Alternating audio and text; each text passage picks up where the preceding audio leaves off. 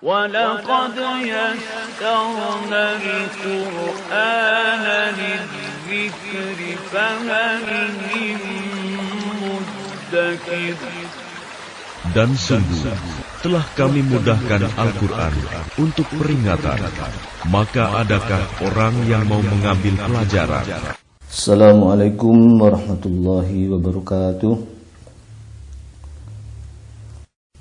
Innal hamdalillah wassalatu wassalamu ala Rasulillah Sayyidina Muhammadin ibn Abdullah wa ala alihi wa sahbihi wa mawalah. Amma ba'du, alhamdulillah Allah pertemukan kita kembali di pagi hari ini. Mudah-mudahan Allah senantiasa memberkahi majelis kita ini. Ilmu yang kita pelajari mudah-mudahan dijadikan oleh Allah sebagai ilmu yang bermanfaat, serta mudah-mudahan Allah senantiasa berikan afiah kepada kita sekeluarga. Amin. Baik, kita masuk kepada pelajaran tafsir kita, surah Al-Maidah ayat 104. Kita baca dulu. A'udzu billahi minasy syaithanir rajim. Wa idza qila lahum ta'alu ila ma anzalallahu wa ila ar-rasul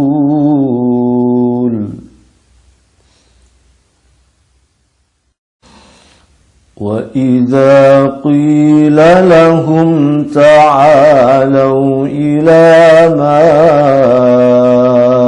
أَنزَلَ اللَّهُ وَإِلَى الرَّسُولِ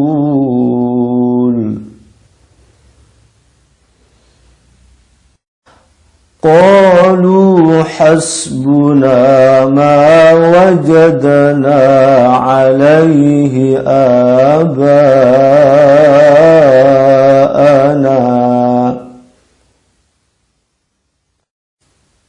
قالوا حسبنا ما وجدنا عليه آباءنا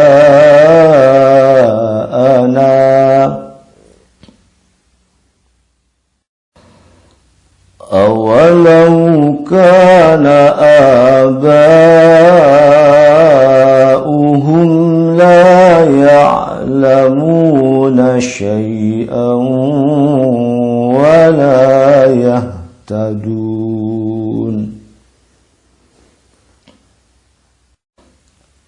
أَوَلَوْ كَانَ آبَاؤُهُمْ لَا يَعْلَمُونَ شَيْئًا وَلَا يَهْتَدُونَ. Sudah kita baca, sekarang kita terjemahkan. Wa idza, dan apabila, qila, dikatakan, lahum, kepada mereka, ta'alau, bukan, ta'alau itu artinya kemarilah atau sini atau marilah. Ini andaikan mereka dikatakan atau dipanggil, itu panggilan sebetulnya. Ta'al itu kesini, ta'alau, kemarilah kalian, ila, kepada, ma, apa yang, anzalallahu, diturunkan Allah. Maksudnya apa ini? Kepada apa yang telah diturunkan Allah. Apa itu maksudnya? Al-Quran. Al-Quran ya. Wa ilar rasuli, dan kepada Rasul, maksudnya adalah petunjuk-petunjuk dari Rasulullah. apabila dikatakan kepada mereka, marilah atau kesinilah kembali kepada apa yang telah diturunkan Allah dan kepada apa yang telah ditunjukkan oleh Rasulullah. Apabila dikatakan kepada mereka, mereka siapa yang dimaksud? Bukan, orang-orang kafir maksudnya. Nah, khususnya kalau terkait dengan ayat sebelumnya adalah orang-orang masyarakat, orang-orang Arab jahiliyah. Itu yang dimaksud. Bila dikatakan kepada mereka, sini-sini kembali kepada Allah, kepada Al-Quran, dan kepada petunjuk Rasulullah. Kenapa kok dibilangnya begitu? Karena kemarin pada ayat sebelumnya orang-orang kafir, orang-orang masyarakat Arab jahiliyah itu membuat-buat aturan sendiri, membuat undang-undang sendiri. Apa itu kemarin? Yaitu mengharamkan onta betina dan onta laki-laki. Ada 4 macam kemarin, ada bahirah, ada saibah, ada wasilah, dan ada ham. Diharamkan karena ontanya begini dan begitu, maka onta-onta yang dimaksud dalam keempat istilah itu maka mereka haramkan. Padahal onta itu adalah halal bagi mereka. Allah menciptakan onta itu untuk keperluan manusia, ya, untuk dimakan dagingnya, kemudian untuk diambil air susunya, untuk digunakan tenaganya, untuk mengangkut barang dan lain-lainnya. Hendak ternyata mereka buat aturan-aturan sendiri. Kalau ontanya begini, maka tidak boleh digunakan lagi. Seperti kalau onta bahiro itu ditandai dengan dipotong telinganya. Nah, onta seperti ini tidak boleh lagi digunakan. Ya, mereka buat-buat sendiri. Apakah ini menjadi masalah bagi Allah? Nah, ini masalah besar di hadapan Allah. Karena apa? Karena telah mentidakbolehkan yang boleh, ya, atau mengharamkan yang halal, mengharamkan yang telah dihalalkan oleh Allah. Ini adalah masalah besar di hadapan Allah. Tidak boleh, karena yang berhak mengharamkan, yang berhak menghalalkan hanyalah Allah saja. Adalah Allah saja yang berhak mengharamkan dan menghalalkan. Kita pernah bahas masalah hukum halal dan haram. Maka perbuatan orang-orang Arab jahiliyah itu menjadi masalah besar dan dosa besar di hadapan Allah karena telah mengharamkan apa yang dihalalkan oleh Allah. Apakah ini berlaku untuk orang-orang Arab jahiliyah dahulu saja? Tidak. Ya, apa saja bentuknya yang sekarang oleh Allah dihalalkan tapi kita haramkan, maka artinya kita telah berbuat sama saja seperti orang-orang Arab jahiliyah terdahulu. Seperti yang kita bahas minggu kemarin, misalnya kalau menikah wetonnya gak cocok, tidak diperbolehkan. Nah, itu aturan dari mana? Apa Allah buat aturan seperti itu? Nah, itu undang-undang yang dibuat oleh manusia sendiri. Begitu. Nah, mereka telah mengharamkan yang telah dihalalkan oleh Allah. Tidak boleh seperti itu. Atau kalau misalnya menikah kalau bulan Selo, nggak boleh, ada yang berani. Karena bulan Selo itu katanya adalah bulan yang mendatangkan sial. Kalau menikah di bulan itu maka pasti rumah tangganya tidak akan tentram. Buat undang-undang sendiri. Ya, tidak boleh menikah di bulan Selo, itu halal di hadapan Allah, tidak boleh diharamkan. Hati-hati ya. Apa yang telah dihalalkan oleh Allah tidak boleh diharamkan. Begitu mentidakbolehkan apa yang boleh di hadapan Allah, maka ini adalah berdosa besar. Sama saja dengan masalah onta yang diharamkan oleh masyarakat Arab jahiliyah dahulu. Begitu. Apabila dikatakan kepada mereka, sini kembali kepada apa yang telah diturunkan oleh Allah dan apa yang telah ditunjukkan oleh Rasulullah. Kembali kepada Al-Quran dan Sunnah Nabi Muhammad. Kembali ke sini, inilah jalan yang benar, inilah undang-undang yang betul. Kita teruskan. Qalu, mereka menjawab. Apa jawabannya? Hasbuna, cukuplah bagi kami, cukuplah bagi kami. Ma wajadna, apa yang telah kami dapati, alaihi, atasnya. Nya yang dimaksud kembali ke ma tadi. Jadi aturan-aturan yang mereka dapatkan, yang telah mereka dapatkan dari siapa? Abaana, nenek moyang kami. Ya, mereka kalau mereka dikatakan kepada mereka, sini kembali kepada Al-Quran, sini kembali kepada Sunnah Rasulullah, mereka ngejawab, cukuplah bagi kami apa yang telah kami dapati dari bapak-bapak kami, dari nenek moyang kami. Begitu kalimat dalam Al-Quran. Bahasa lebih lugasnya mungkin enggak begitu. Dari dulu-dulu ya udah begini aturannya. Dari dulu-dulu udah begini ini. Ya memang nikah di bulan Selo itu nggak boleh. Kalau wetonnya juga nggak cocok, ya nggak boleh, nggak bisa itu untuk menikah gitu. Jawabannya kalau bahasa-bahasa masa kini, ya.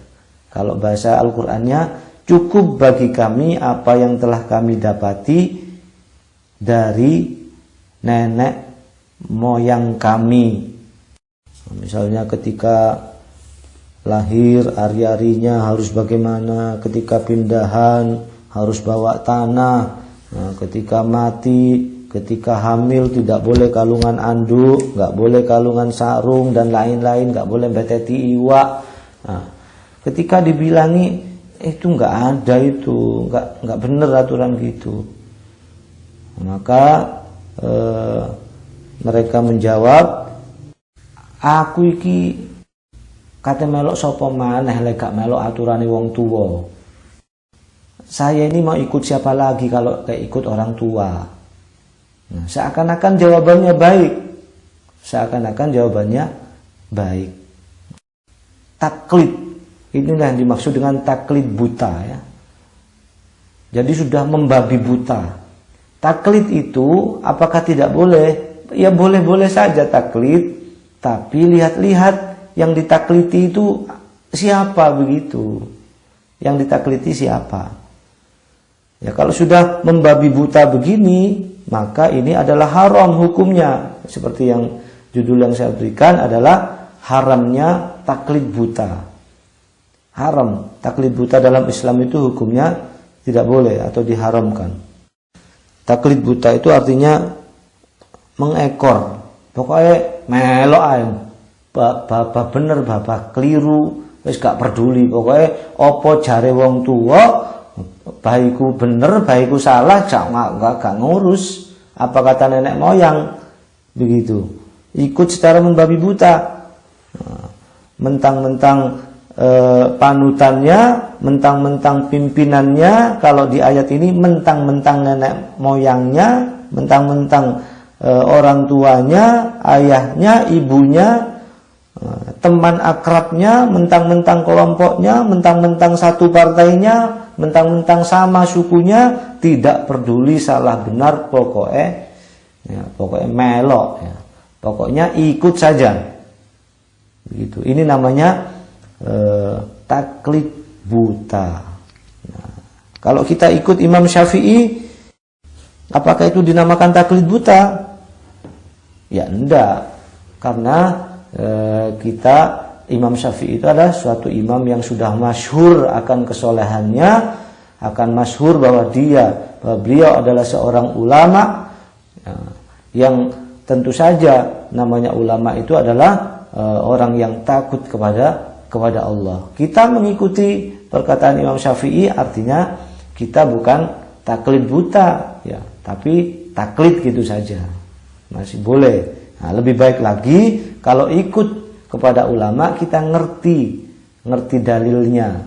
Ulama ini ngambil dari dalil yang mana, begitu itu lebih bagus lagi. Tapi andaikan cuma ikut saja itu tetap sah, tetap boleh. Ya, itu bukan taklid buta namanya. Begitu. Kita teruskan dulu. Awalau kana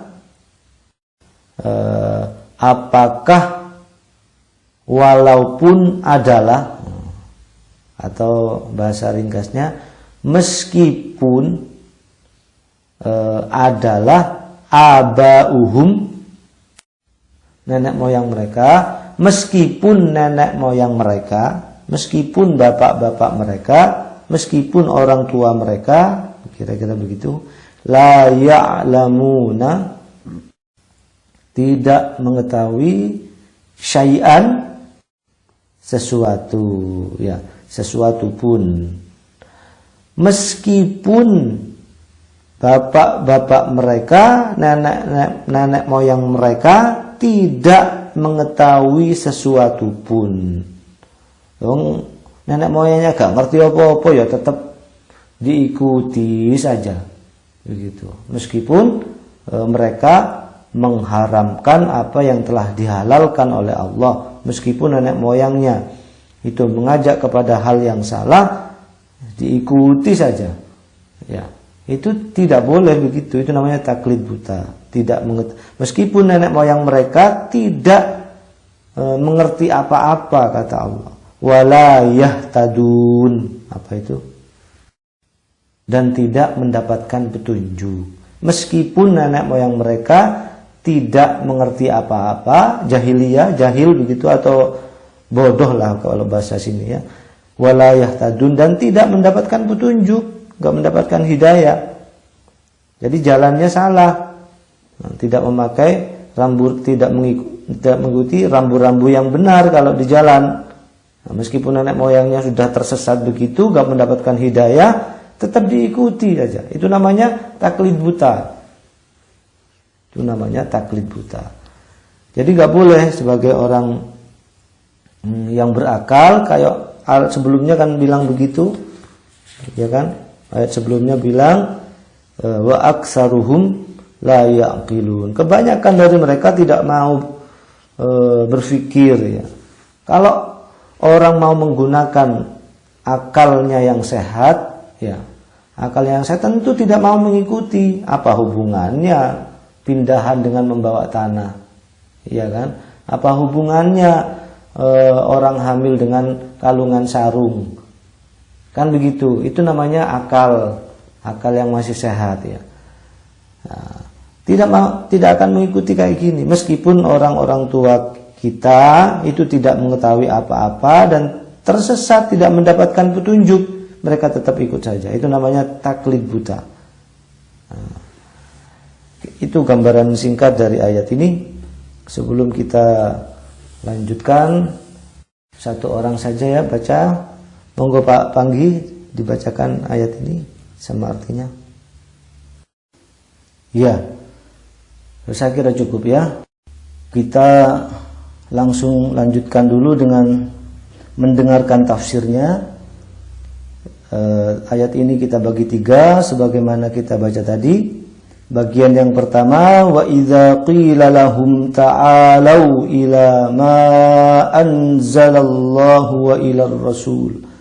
Apabila dikatakan kepada mereka, marilah mengikuti apa yang telah diturunkan Allah dan mengikuti Rasulullah. Jangan buat aturan sendiri, kira-kira begitu. Maksudnya apa ini? Ikutilah apa yang telah diturunkan Allah berupa Al-Quran yang melarang menyembah berhala. Ikutilah ajaran Rasulullah berupa ajaran Islam. Berimanlah kepada Allah dan Rasulnya dan terimalah kebenaran Al-Quran. Ini penjelasan dalam tafsir Kementerian Agama. Dalam tafsir Ibnu Katsir, maksudnya adalah apabila mereka diajak, apabila mereka diseru untuk mengikuti agama Allah, untuk mengikuti syariatnya, melaksanakan hal-hal yang telah diwajibkannya dan meninggalkan segala hal yang diharamkannya. Itu maksud dari bagian yang pertama. Bagian yang kedua, qalu hasbuna ma wajadna alaihi aba'ana. Mereka berkata, mereka menjawab, enggak cukup bagi kami apa yang kami dapati dari nenek moyang kami, apa yang kami dapati dari bapak-bapak kami mengerjakannya. Maksudnya cukup bagi kami apa yang kami warisi dari nenek moyang kami. Bagi kami mereka adalah pemimpin kami yang membuat aturan dan kami hanya mengikuti mereka saja. Ini namanya taklid buta. Ini penjelasan di dalam tafsir Al-Munir. Dalam tafsir Kementerian Agama dijelaskan, maksudnya adalah bahwa ayat ini menjelaskan tentang sikap keras kepala dari orang-orang kafir. Dikandani yang bener itu loh, ngeyel lah ya. Ini namanya keras kepala, itu begitu. Sudah dibilangi yang benar, ngejawab aja. Penggalan ini menunjukkan bahwa mereka menolak kebenaran. Mereka mengatakan, cukup bagi kami apa yang telah kami dapati dari nenek moyang kami berupa aturan dan tradisi-tradisi yang biasa mereka lakukan.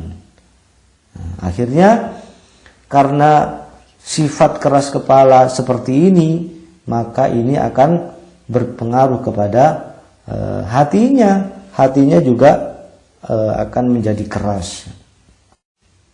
Itu dalam tafsir Kementerian Agama. Kemudian kita langsung lanjutkan ke bagian yang ketiga atau bagian yang terakhir. Awalau kana aba'uhum la ya'lamuna syai'an wa la yahtadun. Apakah mereka itu akan tetap mengikuti nenek moyang mereka walaupun nenek moyangnya tidak mengetahui apa-apa dan tidak mendapatkan hidayah? Ini yang dimaksud dengan istifham ingkari kalau dalam bahasa Arab. Jadi pertanyaan tapi diingkari oleh Allah. Maksudnya di sini adalah larangan untuk mengikuti nenek moyang kita apabila mereka mengajak kepada hal-hal yang tidak benar atau aturan-aturan yang tidak sesuai dengan Al-Quran dan sunnah Rasulullah. Ini sebetulnya larangan dengan menggunakan istifham ingkari. Kamu jangan mengikuti nenek moyangnya kalau nenek moyangnya itu mengikuti atau mengajak kepada jalan yang salah, begitu. Dalam hal ini adalah mengharamkan apa yang telah dihalalkan oleh Allah. Kalau masyarakat jahiliyah dulu adalah mengharamkan makan daging onta, ya. Kalau ontanya sudah yang disebut dengan bahiroh, saibah, kemudian wasilah dan ham. Kalau masa sekarang di sini nggak ada onta, ya tradisi-tradisi yang dibuat oleh nenek moyang yang seperti yang saya sebutkan tadi, ya. Tidak usah diikuti, itu dilarang oleh Allah. Ya, dalilnya mana? Dalilnya ayat ini, Al-Maidah ayat 104. Maksudnya apa bagian yang ketiga ini? Apakah hal itu cukup bagi mereka? Walaupun nenek moyang mereka tidak mengetahui syariat sama sekali.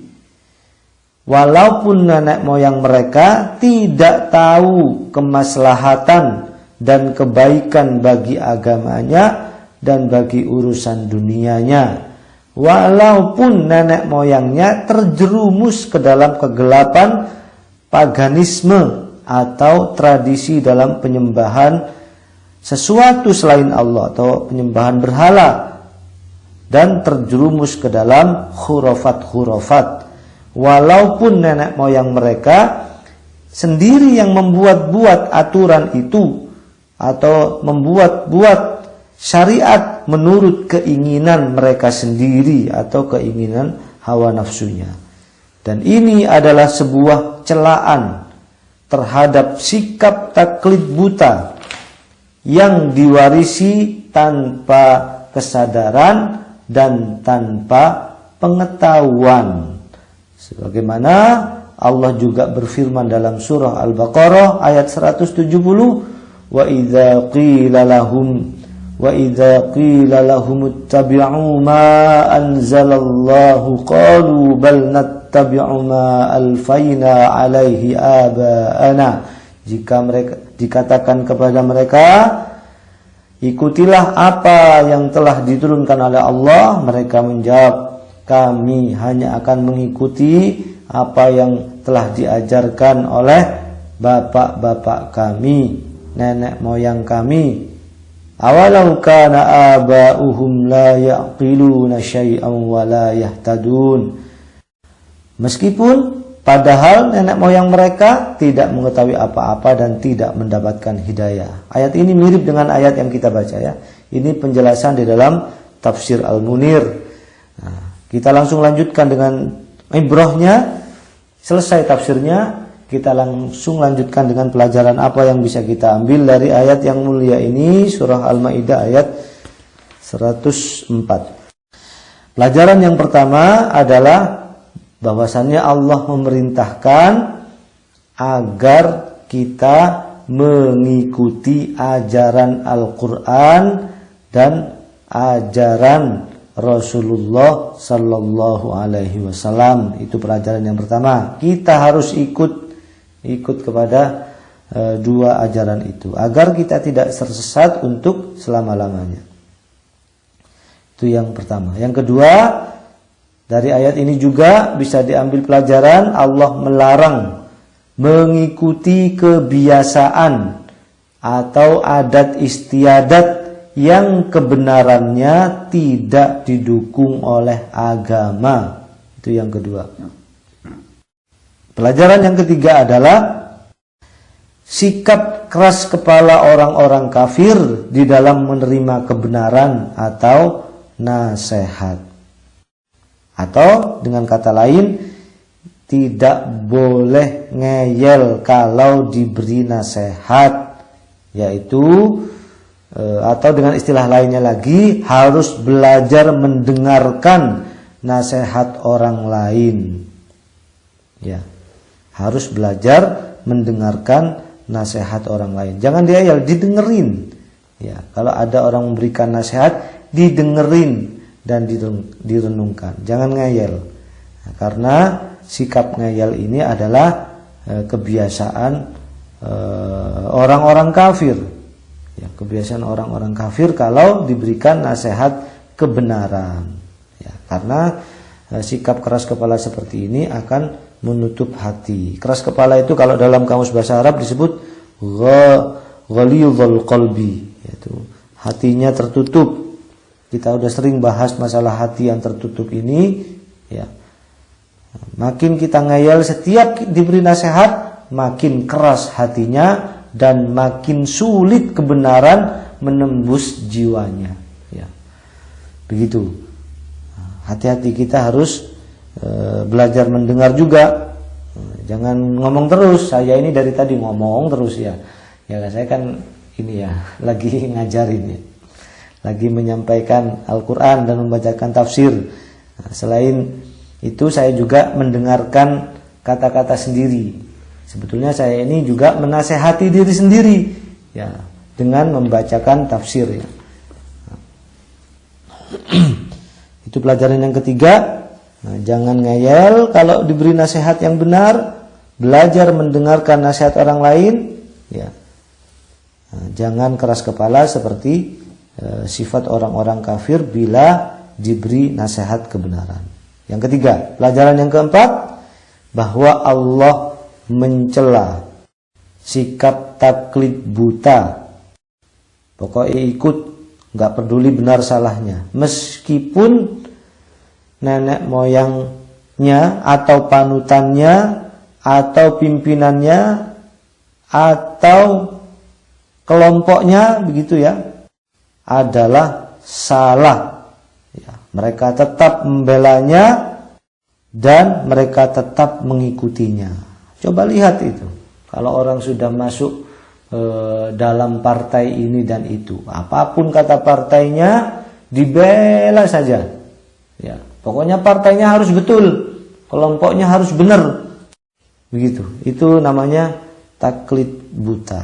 Nah, kalau kita harus belajar nih, kita harus belajar tidak membela siapa-siapa. Meskipun itu nenek moyang kita, meskipun itu kelompok kita, meskipun itu pimpinan kita, meskipun itu adalah bapak kita, orang tua kita, meskipun satu suku dengan kita, kalau salah kita harus tetap mengatakan salah. Kita bukan membela kelompok, bukan membela golongan, bukan membela partai, tapi kita harus membela yang benar. Begitu. Kata Gus Dur dulu gimana? Maju tak gentar, membela yang benar. Mereka mengikutinya tanpa menggunakan nalar yang jernih dan akal yang sehat. Ini pelajaran yang keempat ya, bahwa Allah mencela sikap taklid buta dan keras kepala. Dan pelajaran yang terakhir atau yang kelima adalah bahwa sifat keras kepala atau merasa benar, ingat-ingat nih, merasa benar bukan benar ya. Sifat keras kepala atau merasa benar akan menghalangi datangnya hidayah, akan menghalangi kebenaran masuk ke dalam jiwanya. Hati-hati dengan sifat keras kepala, karena ini akan menghalang-halangi datangnya hidayah ya, sebagaimana orang-orang kafir sulit sekali mendapatkan hidayah, sulit sekali mendapatkan petunjuk jalan yang benar karena sifat keras kepalanya. Sudah disuruh mengikuti Al-Quran dan Sunnah, ngejawab aja, enggak, ini adalah tradisi di kami, ajaran nenek moyang kami seperti ini dari dulu-dulu begitu. Ngayal, nah, bukan mendengarkan dan meneliti nasihat itu, tapi langsung ngejawab bahwa ini adalah ajaran-ajaran tradisi dari zaman dulu. Itu 5 pelajaran yang bisa kita ambil dari ayat yang mulia ini.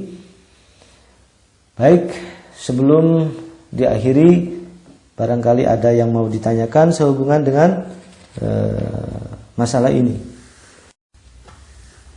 Baik, saya kira cukup jelas. Mudah-mudahan apa yang telah kita baca, apa yang telah kita dengarkan dari nasihat para ulama ini bisa kita ambil pelajaran dengan baik dan bisa kita amalkan di dalam kehidupan sehari-hari kita. Sebuah catatan, karena ini berhubungan dengan tradisi, ayat ini berhubungan tradisi, kalau kita mau menolak harus tetap dengan menyampaikannya tetap dengan bil hikmah ya, tetap menyampaikan dengan bil hikmah. Ya, tidak boleh dengan cara-cara yang tidak direstui oleh agama. Tetap menyampaikannya dengan hikmah, dengan kebijaksanaan dan dengan kebaikan. Ya. Baik, kita akhiri kalau tidak ada yang mau ditanyakan dengan kafaratul majlis bersama-sama. Subhanakallahumma wa bihamdika asyhadu an la ilaha illa anta astaghfiruka wa atubu ilaik. Kurang lebihnya mohon maaf. Billahi taufiq wal hidayah. Wassalamualaikum warahmatullahi wabarakatuh. Walhamdulillahi rabbil alamin.